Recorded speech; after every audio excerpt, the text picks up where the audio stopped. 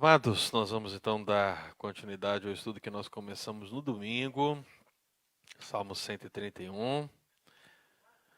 Não, hoje não, obrigado, meu querido. Salmo 131. Diz assim a palavra do Senhor: Senhor, não é soberbo o meu coração, nem altivo o meu olhar. Não ando à procura de grandes coisas, nem de coisas maravilhosas demais para mim. Pelo contrário, fiz calar e sossegar a minha alma. Como a criança desmamada se aquieta nos braços de sua mãe, como essa criança é a minha alma para comigo. Espera, ó Israel, no Senhor, desde agora e para sempre. Aleluia. Amém, amados? Vamos orar mais uma vez. Senhor Jesus, nós domingo começamos a meditar nesse salmo e já começamos a compreender, ó Deus, as virtudes que o Senhor requer de nós, que o Senhor mesmo move em nós através do Espírito Santo, ó Deus. E nós precisamos manifestá-las. É o fruto do Espírito, é o novo homem espiritual que precisa prevalecer, ó Deus. E jamais o velho homem, jamais o fruto da carne, as obras da carne. Por isso, ó Deus, tenha misericórdia de nós e nos encontre, ó Deus, servos fiéis ao Senhor em nome de Jesus. Queremos aprender com homens de Deus, queremos aprender com a palavra do Senhor, queremos aprender com esse salmo escrito por Davi e pedimos ao Senhor que nos ensine em nome de Jesus. Amém. Muito bem, meu querido, apenas aqui para a gente fazer uma recapitulação, o tema que nós estamos trabalhando é virtudes indispensáveis diante do Senhor. E para que a gente possa iniciar, vamos só recapitular que nós fizemos aqui um histórico, fizemos aquele histórico de exaltação do rei Davi, segundo a carne, ou segundo aquilo que nós poderíamos elencar no aspecto humano, e fizemos aquele paralelo com o apóstolo Paulo. Então, assim como o apóstolo Paulo, ele tinha um currículo, que ele começava a colocar esse currículo às igrejas a fim de defender o seu apostolado, o seu direito, nós poderíamos também fazer isso com o rei Davi, que tinha muitas características interessantes. Nós fizemos isso no domingo passado. Queríamos mostrar que essas virtudes que o rei Davi tinha enquanto homem não são necessariamente as virtudes das quais nós estamos falando que precisamos manifestar diante de Deus. Porque em si, todo homem, irmão, todo homem criado à imagem e semelhança de Deus, portanto todos são criados à imagem e semelhança de Deus, todos manifestam atributos, virtudes que são boas. Esse é o ensino de Jesus. Vós que sois maus, não sabeis dar boas dádivas aos vossos filhos? Então, isso aí não tem nenhum valor diante de Deus. A questão é, quando há uma mudança, uma transformação de vida, quando você é nova criatura, as virtudes às quais se espera que você manifeste são virtudes comparáveis à palavra do Senhor, de acordo com essa obra do Espírito Santo ministrada sobre nós. Então nós vimos esse conceito bíblico de virtude diante do homem natural e do homem redimido, mostrando essa diferença. E o que nós estamos falando aqui são as virtudes do homem redimido, as virtudes que só o Espírito Santo de Deus pode proporcionar. E nós vimos que o Salmo 131 é uma poesia de um homem de Deus que não se louva, mas que reconhece o mover de Deus em sua vida. E para a gente iniciar esse salmo, a gente fez aquela análise do paralelismo que o salmo tem, né? Eu escrevi no quadro da outra vez, mas eu vou jogar na TV hoje para os irmãos verem colorido, né? Então, qual que é a ideia do paralelismo mesmo, só para a gente lembrar? Porque isso é importante, meu querido, porque basicamente toda a estrutura sapiencial da Bíblia é trabalhada assim. E quando eu falo sapiencial, eu estou falando de Salmos, estou falando de Provérbios, estou falando até mesmo de Eclesiástico e Cântico dos Cânticos. Então, até mesmo o livro de Jó, você vai encontrar paralelismos. É uma estrutura presente na literatura sapiencial. Então, o Salmo 131 ele vai ser analisado a partir dessa expressão pelo contrário. porque ele tem duas ideias paralelas em si, que se estão colocadas ali de maneira antagônica, justamente por causa da expressão pelo contrário. E essas duas ideias elas vão mostrar o ensino do Salmo. Então o que nós vimos? Que a primeira parte desse Salmo, o versículo 1, ele fala justamente de que não é soberbo, não é altivo, eu não ando e demais para mim. Nós fechamos essas quatro. E vimos que essas quatro estão ligadas a essas três: coração, olhar e grandes coisas. E depois fizemos a análise do versículo 2 e 3, que diz que fiz calar, sossegar, se aquietar e espera, analisando a partir das palavras alma, braço da mãe e agora para sempre. Então essa escritura ela está presente no Salmo. Quando você lê o Salmo e você se alimenta dele, Deus fala ao seu coração. O Espírito Santo fala ao seu coração. Agora é importante que você entenda que aquilo que Deus revelou na palavra dele é muito mais profundo, às vezes. Porque Deus utilizou de uma linguagem, Deus se utilizou de um gênero literário, Deus se utilizou de uma figura poética, de uma comparação, né? Então, às vezes, nós precisamos aprofundar mais do que a leitura apenas. Buscar mais conhecimento. E à medida que você vai buscando mais e mais conhecimento, você vai se alimentando ainda mais e vai se aprofundando ainda mais na palavra de Deus. Porque o que nós queremos, meu querido, é que você não seja uma criança eterna em termos de conhecimento bíblico, mas que você possa crescer e possa amadurecer. E essa fala minha tem a ver muito com a segunda parte desse salmo, justamente pela figura braços da mãe que a gente vai analisar aqui. Então, dito isso, meu querido, nós falamos da primeira virtude. E qual é a primeira virtude? Eu quero que você repita bem forte comigo. Vamos lá?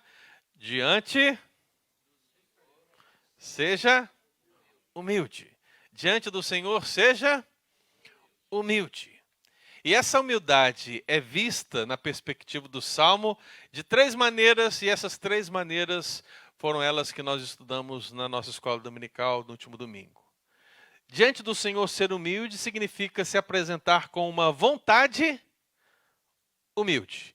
Analisamos a palavra vontade a partir do coração, como a sede da vontade na perspectiva judaica. Ele disse, não é soberbo o meu coração. Portanto, o seu coração ele é humilde. O coração, como sede da vontade, ao seu desejo de agir é de humildade.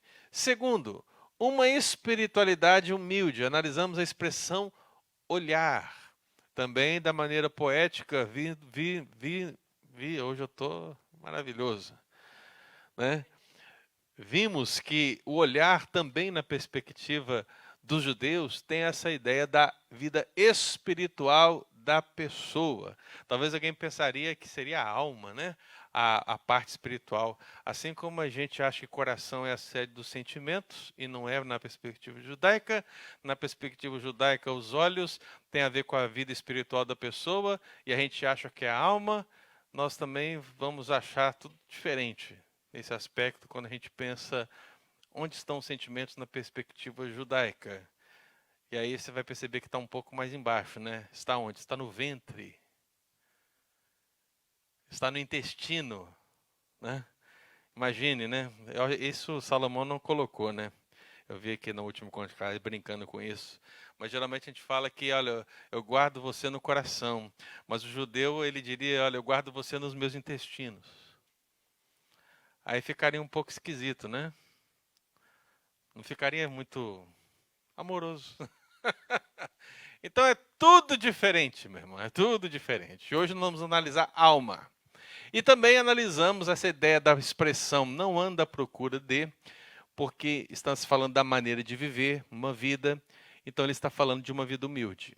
E aí fizemos análise daquelas grandes coisas, maravilhosas coisas demais, a tradução melhor dessa expressão, no sentido de que vamos nos deparar muitas vezes com conhecimento, com coisas da parte de Deus, que nós não teremos respostas, e é nessa hora que a nossa postura precisa ser uma postura humilde. Então foi isso que nós analisamos. Então, portanto, diante do Senhor, seja humilde. Agora, nós avançamos aqui para o versículo 2 que começa no pelo contrário, então ele vai começar agora uma segunda ideia que vai contrastar com essa da humildade. Então ele começa dizendo: fiz calar e sossegar a minha alma, diz o texto bíblico.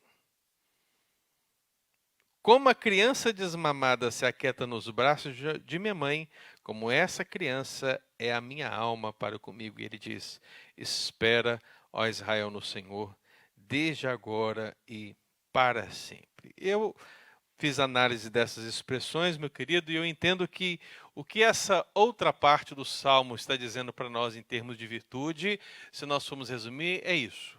Diante do Senhor, sejamos confiantes. Diante do Senhor, seja confiante. E meu irmão, isso não é um discurso de vitória. Isso não é um discurso de determinismo. Isso não é um discurso antibíblico. Afinal de contas, desde o princípio da Escritura, meu amado, quando as promessas foram dadas, quando a primeira delas foi dada, quando foi dito que um descendente viria e que faria que todos os efeitos do pecado sobre Adão e Eva deixassem de existir, desde essa época as pessoas acreditaram com confiança nessa promessa. E o remanescente foi salvo no Antigo Testamento porque creu na promessa, confiou na promessa, confiou no Deus da promessa. Então não é diferente hoje. Você também precisa ser confiante. Então o Salmo quer estabelecer como é a sua confiança para com Deus. Você já deve ter lembrado de um outro Salmo, o Salmo 125, que ele diz: os que confiam no Senhor são como o monte de Sião, que não se abala, fim para sempre. Será que não se abala mesmo? Talvez aqueles que confiavam com o monte de Sião. A gente não está para o monte de Sião, a gente está mais para a areia do mar, a gente está mais para coisas mais maleáveis. A nossa confiança se abala muito facilmente. A gente tem a habilidade de confiar desconfiando. Mineiro é assim, mineiro principalmente, ele confia desconfiando, né? Por isso que ele vai pelas beiradas. Ele vai comendo pelas beiradas. Então não é isso que a Bíblia quer de nós, irmão. A Bíblia quer que em relação ao Senhor, nós diante dele tenhamos plena confiança. E como essa confiança ela pode ser manifestada de acordo com o Salmo? Diz o texto: fiz calar e sossegar a minha alma. Confiar, meu querido, significa, nesse sentido, confiar com paz, em paz. As pessoas têm dificuldade em confiar, meu querido, porque muitas vezes o seu coração, a sua vida, a sua alma não estão em paz. Eles não têm a paz com Deus, não têm a paz de Deus, e uma vez que essa paz não é manifesta de nenhuma outra maneira, a confiança se torna uma atitude extremamente difícil. Então o texto bíblico está falando que há uma relação específica entre a confiança e paz, e eu fiz a análise dessa expressão calar e sossegar para você entender.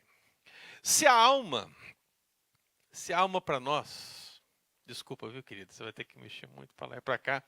Mas se a alma para nós seria a sede da espiritualidade, né? Porque a gente sempre coloca a alma na perspectiva de Deus. Então essa é a perspectiva ocidental, a perspectiva grega. Não é a perspectiva judaica, porque para o judeu a alma ela é a fonte da vida. E aí você pergunta assim, por que para o judeu é a fonte de vida? Porque quando Deus fez o homem lá, juntou lá o barro, fez o homem, o que ele fez? Soprou sobre ele, né? E ele se tornou o quê? Alma vivente. Então a interpretação poética judaica é justamente isso. A alma ela é a fonte de vida da pessoa. Então nesse aspecto, meu querido, ele está dizendo que ele faz calar e sossegar. E a expressão é interessante, porque a expressão faz calar, ela literalmente significa silêncio. Ficar em silêncio. E eu não sei você, irmão, tirando a igreja, a gente tem uma dificuldade gigante de ficar em silêncio. Se eu falasse aqui para a gente ficar 1 minuto em silêncio, a gente ia conseguir? O que você acha? Não. Não segue não. Você viu que eu fiz a pergunta e rapidinho você respondeu, viu? A gente vai até tentar, mas não vai conseguir. A gente vai ouvir alguma coisa, irmão. O silêncio é difícil. O silêncio, ele, ele nos constrange. Você já sentou para conversar com uma pessoa e não tinha assunto para conversar com ela? O que aconteceu? Me diz aí você. Quando você sentou com alguém para conversar, você não tinha assunto para conversar. O que ficou? O que aconteceu? O que houve? Silêncio. E o silêncio incomoda? Incomoda, porque você fica assim, quem vai falar primeiro? Ele ou ele? O que eu vou falar? O que eu vou falar? O que eu vou falar? O que eu vou falar? Pô, vai chover amanhã, né? O tempo nunca falha, irmãos. Essa é a primeira, viu? Tempo. Segundo, e seu time, hein? Seu time. Aí começa, vai pro futebol. Vai criando o quê? Alguma coisa. Porque o silêncio incomoda, irmãos. Mas, quando falamos de confiança no termo bíblico do Salmo 131, ele está dizendo justamente disso, de ficar em silêncio.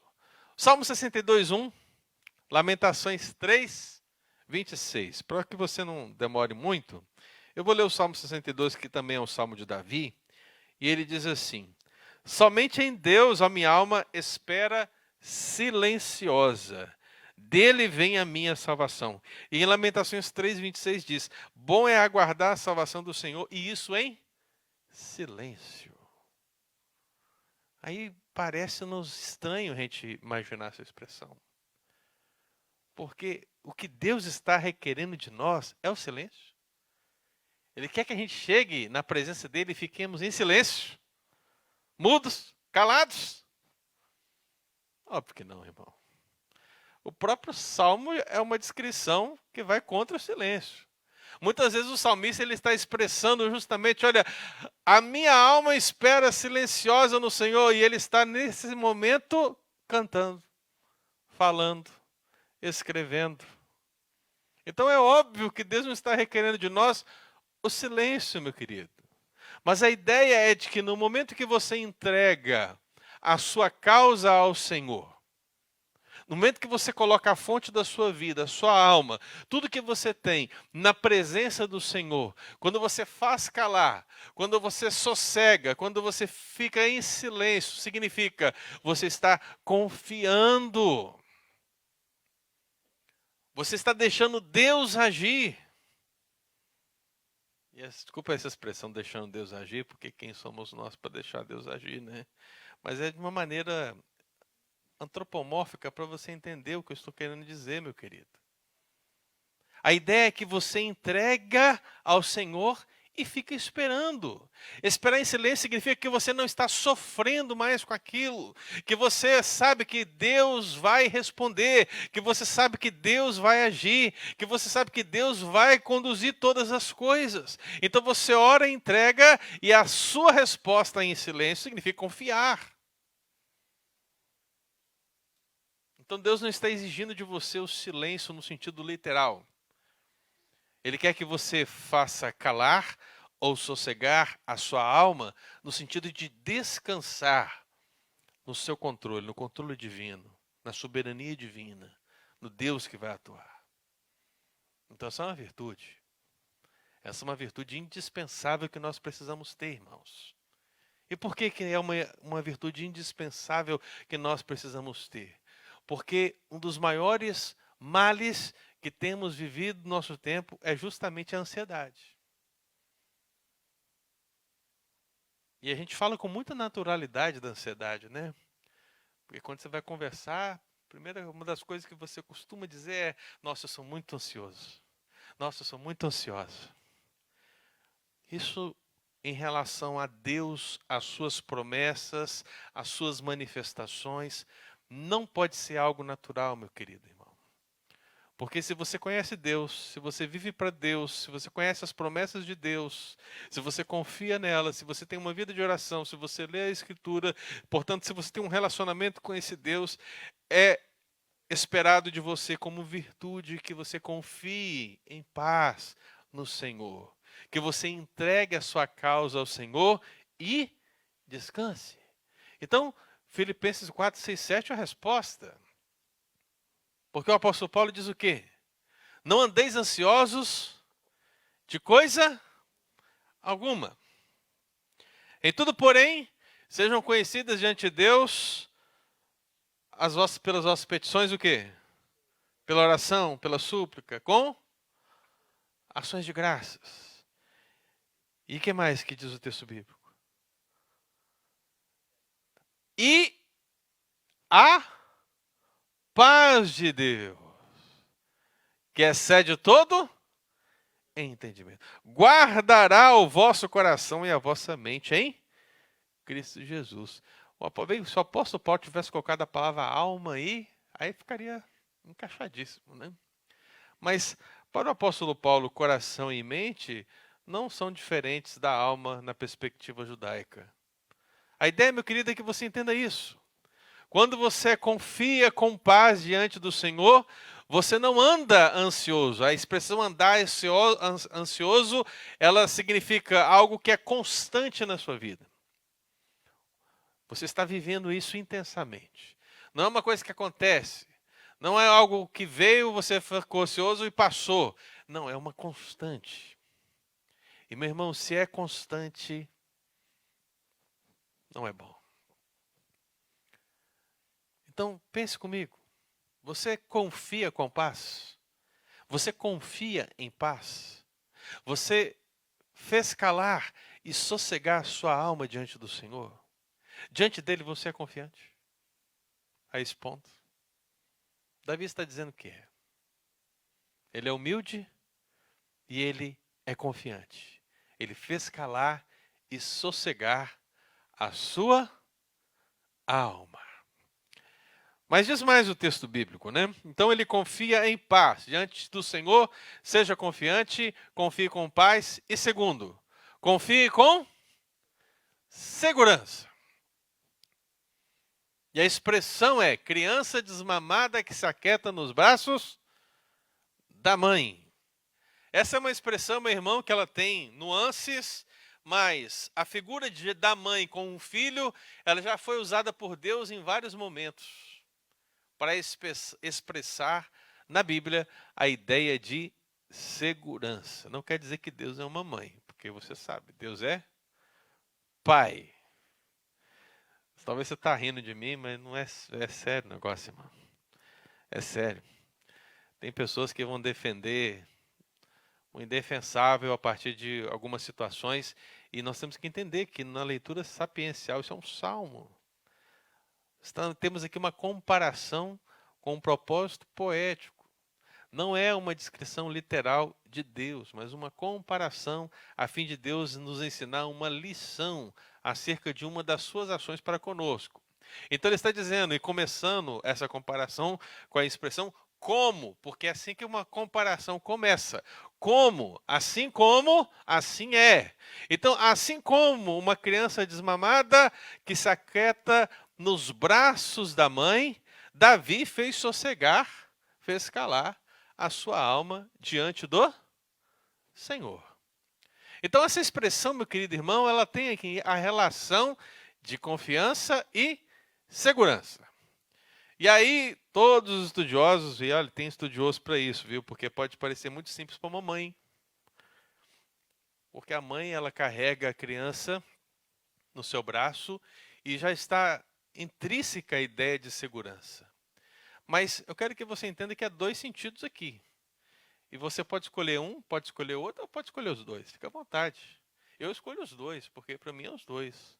Mas o que Deus está querendo dizer para nós, nessa relação de confiança, é que nós somos como essa criança desmamada nos seus braços. E como uma criança desmamada nos seus braços, vai chegar um momento que vamos precisar crescer. Você é uma criança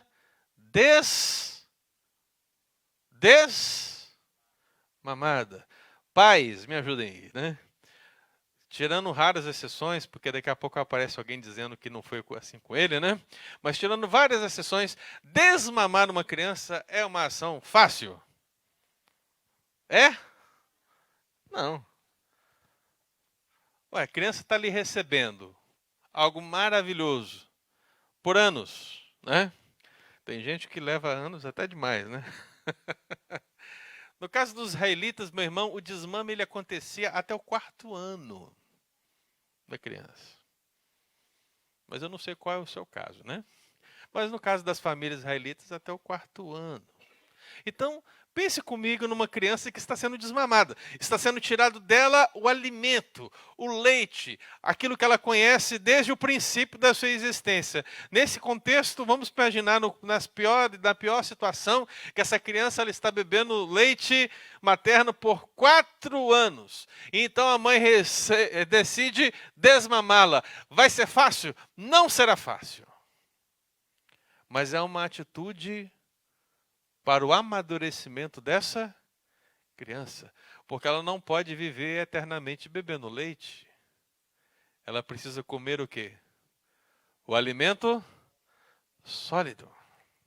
Ela precisa começar a aprender a comer o alimento sólido. Então, meu querido, a primeira ideia seria essa, a de amadurecimento. A relação do desmame com alimento sólido. E isso encontra ecos na Escritura, não é verdade? Alguém lembra? Alguém lembra de onde está isso na Escritura?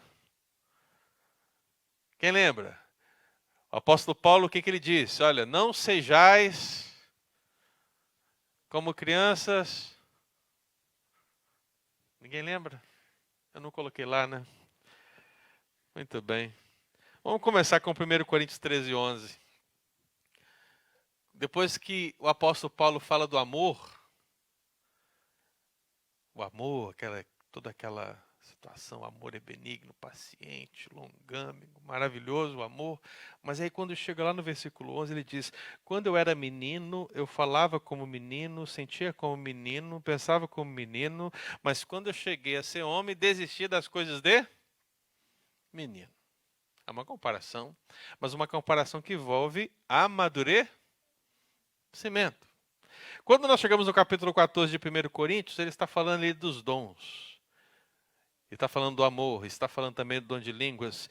E ele diz lá no versículo 20, irmãos, não sejais meninos no juízo. Na malícia sim, sede crianças. Mas quanto ao juízo, sede homens amadurecidos. E aí, meu querido irmão, quando o apóstolo Paulo escreve para a igreja de Éfeso, ele diz assim, até que todos cheguemos à unidade da fé e do pleno conhecimento do Filho de Deus, à perfeita varonilidade, à medida da estatura da plenitude de Cristo, para que não mais sejamos como meninos. E qual que é a ideia do menino? Agitados para um lado e outro por todo o vento de doutrina. Não. Então veja, meu querido irmão, essa relação do amadurecimento. Então eu creio que essa comparação envolve o amadurecimento sim. Mas também envolve a ideia do suprimento. Porque a ideia de essa expressão desmamado, né? Ela, felizmente ou infelizmente, ela pode carregar as duas ideias. Tanto a ideia de desmamado, como a ideia de amadurecimento, como a ideia de suprimento. Então ela pode carregar as duas ideias. Mas na segunda ideia, a ideia do suprimento, é a criança que ainda está bebendo o leite da mãe. E que, ao beber o leite da mãe, está sendo nutrida, completamente suprida nesse alimento. E aí isso me faz lembrar um outro texto bíblico. Mas agora o apóstolo Pedro, né? Quem lembra? Vou começar com o verso dizendo, desejai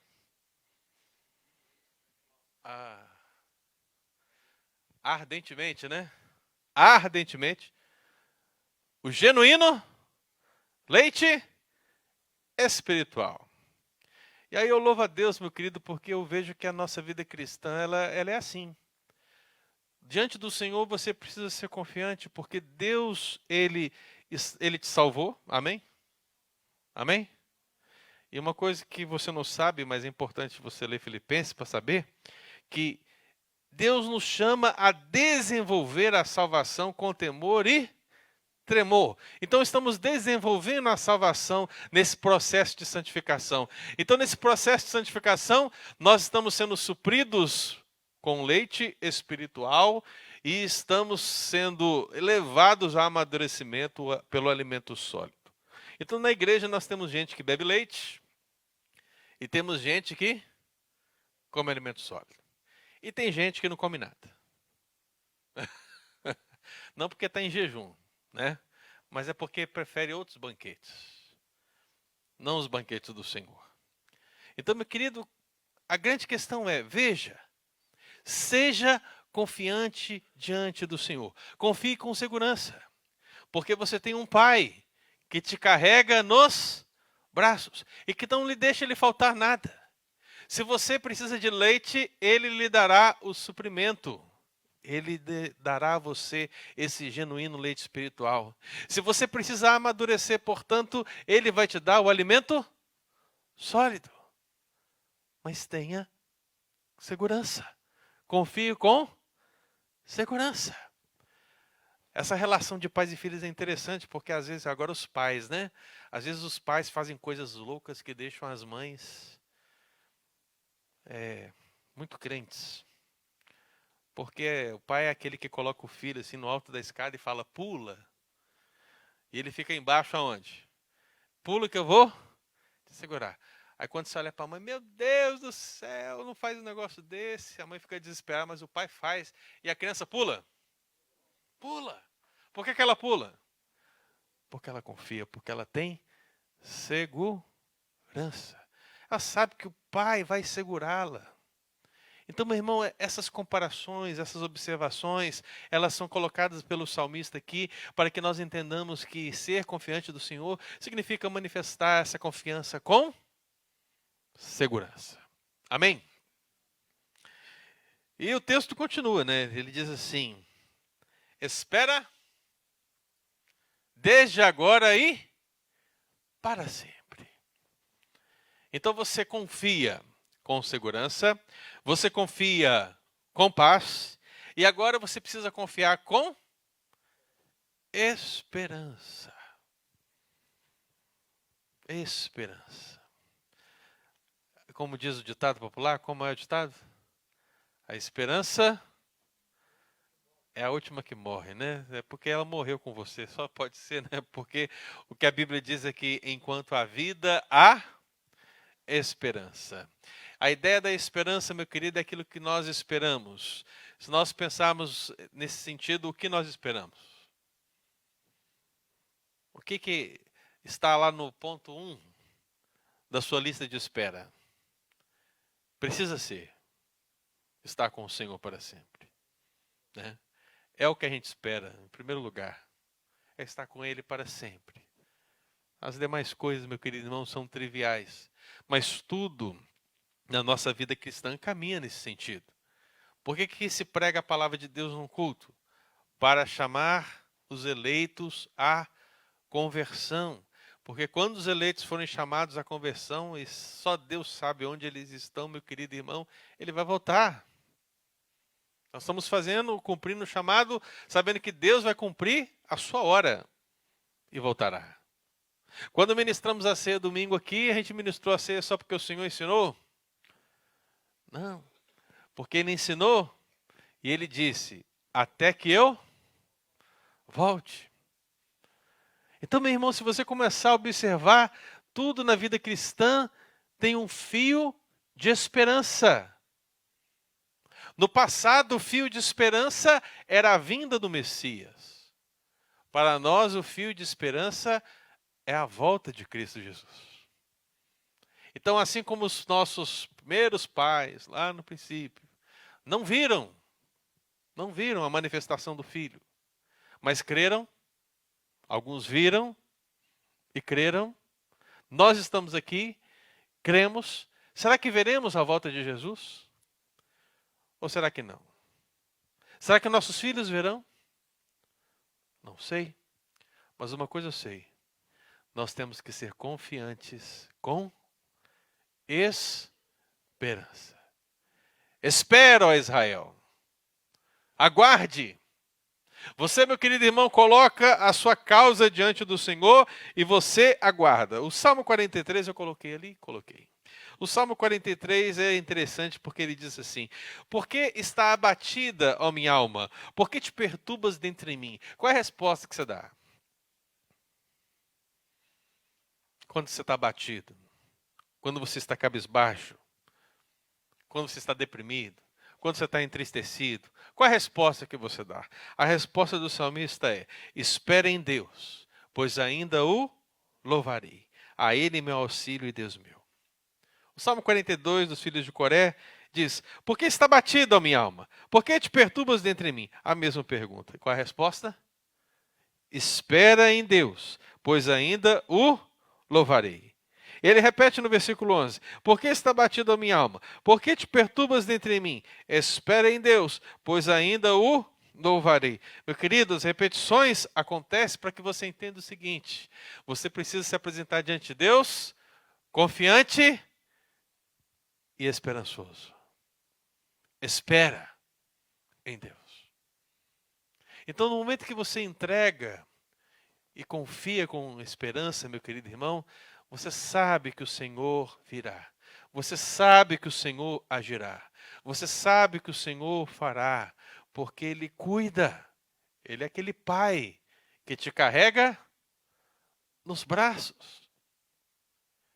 Então, meu irmão, essa é uma disposição que nós precisamos também colocar na nossa vida, uma virtude indispensável. Ainda mais se nós considerarmos esse aspecto atemporal que o salmista coloca aqui, porque ele não diz só na igreja, ele não diz só na casa, ele não diz só no trabalho, ele não diz só quando tudo vai mal, e também não diz só quando tudo vai bem, mas ele diz agora e para sempre. Então, meu irmão, ele está dizendo, tem princípio, é agora. É a sua decisão agora. Mas não tem fim. Não pode ter fim. É para sempre. Então veja, meu querido irmão, que Deus está colocando no Salmo 131 para cada um de nós aqui, justamente essa ideia de sermos confiantes com esperança. Isaías 26, versículo 4 diz assim a palavra do Senhor: confiai no Senhor perpetuamente, porque o Senhor Deus é uma rocha eterna. Confiai no Senhor perpetuamente. Isso é fácil, irmão? Cá entre nós, isso é fácil? Não é fácil, gente. Isso é difícil. É complicado. Mas, meu irmão, é o caminho que o Senhor nos coloca para seguirmos. Então, no momento que você ouve o que a palavra do Senhor está te dizendo, no momento que você tem o Espírito Santo de Deus no seu coração, capacitando você a cumpri-la, decida no seu coração nesse momento, agora e para sempre, manifestar essas virtudes indispensáveis na presença do Senhor. Seja humilde, seja confiante. Vamos lá? Seja humilde, seja confiante. Charles Haddon Spurgeon, o príncipe dos pecadores também, né? Dos pregadores. Mas Charles Haddon Spurgeon, ele comentou sobre o Salmo 31 justamente isso. É um dos salmos mais curtos de ler, porém um dos mais longos para aprender. É curto, né? Rapidinho você lê. Rapidinho você é abençoado pela palavra de Deus. Mas como toda a escritura, meu querido irmão, aprendê-la é extremamente difícil. É penoso, dá trabalho. Por isso, meu irmão, que são virtudes que o Espírito Santo de Deus produz em nós, produz na sua vida, produz na minha vida, produz nas nossas vidas. Eu quero convidar você, meu querido irmão, a acreditar nessa demonstração do apóstolo Pedro, que justamente traz essa ideia de humildade e confiança.